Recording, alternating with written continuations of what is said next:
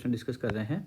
Question में हमसे बोला गया है the velocity v of a particle at time t is given by, velocity हमें गिवन है v equal to A T plus B by T plus C. Okay, where A B C are constant. यहाँ पर A B C क्या है, constants हैं। Okay, the dimensions of A B C are respective. A B C की dimension देखने हैं। अब देखो, हम प्रिंसिपल ऑफ होमोजेनिटी क्या बोलता है कि हम सेम क्वांटिटी में हम सेम क्वांटिटी को ही क्या कर सकते हैं, ऐड कर सकते हैं और सेम क्वांटिटी को सब्सट्रैक्ट कर सकते हैं।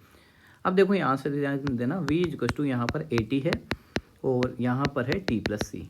तो यहाँ पर अगर अपन ध्यान दें तो ये जो क्वांटिटी है, अगर इधर वेलोसिटी है तो यहाँ भी वेलोसिटी होना चाहिए और ये पूरी क्वांटिटी सोल्व होने के पे भी कैसे आनी चाहिए, वेलोसिटी की ही डायमेंशन आनी चाहिए, तभी ये क्या हो सकती है, ऐड हो सकती है, वरना नहीं हो सकती। अब देखो यहाँ पर हम बात करें तो वेलोसिटी जो है वो क्या हो जाएगा, मीटर पर सेकेंड, है ना। वेलोसिटी की डायमेंशन क्या हो जाएगी, मीटर पर सेकेंड। ओके, तो यहाँ से देखो ए टी जो है हमारे पास, ए टी जो है इसकी डायमेंशंस भी किसके इक्वल होनी चाहिए, वेलोसिटी के, मतलब मीटर पर सेकंड, मतलब L1 t माइनस 1 की इक्वल होना चाहिए। ठीक है, तभी यहाँ पर ए टी की डायमेंशंस किसकी इक्वल आनी चाहिए, वेलोसिटी की डायमेंशंस के इक्वल आनी चाहिए, तभी यहाँ पर ठीक है ये इक्वल हो सकते हैं, अदरवाइज नहीं हो सकते।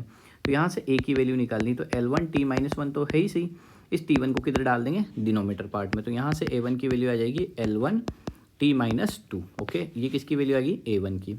अब सेम टू सेम हम B वाले पार्ट के लिए देखते हैं।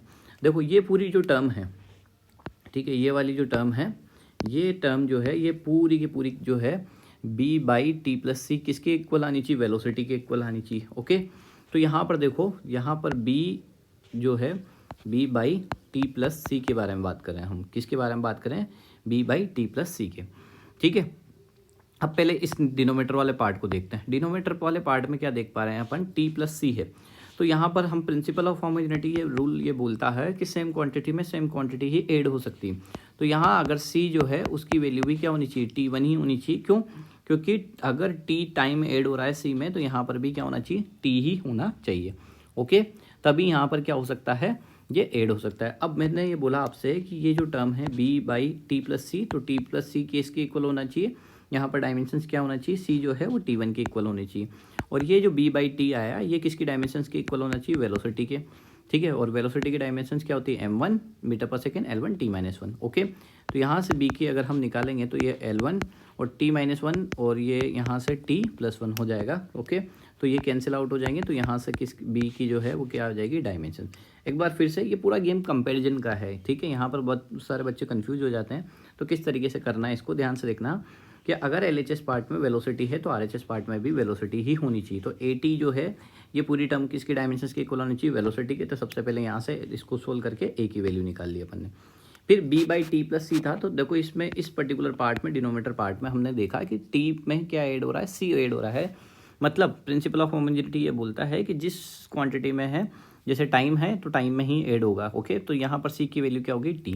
तो मैंने यहाँ पर b बाई टी लिख लिया। ठीक है, कि अब आप कहोगे 2t कर दें, नहीं, डायमेंशन तो सेम रहेगी ना, 2 मीटर में 3 मीटर ऐड करोगे तो 3 क्वांटिटी चेंज होगी, मीटर तो वही रहेगा।